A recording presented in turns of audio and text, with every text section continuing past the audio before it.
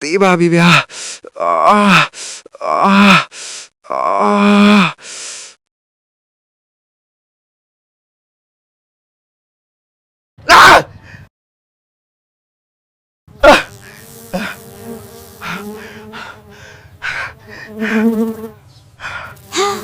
ကိုကြီးကြော်ရ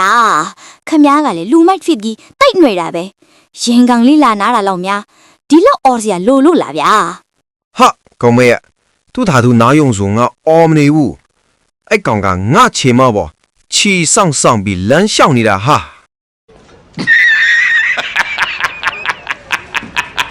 ဒီလိုတွေမဖြစ်ရအောင်ဦးတီဖွာခေါက်လေးဖက်နာတောက်စီးဘူးဆောင်တင့်ရဲ့ခေါက်ယောဂအတွက်ဦးတီဖွာဆေးကပဲတာဝန်ယူပါစေကဲဒီဗီဒီယိုလေးကိုကြိုက်တယ်ဆိုရင် like နဲ့ comment လေးရေးပေးသွားဖို့မမေ့နဲ့နော်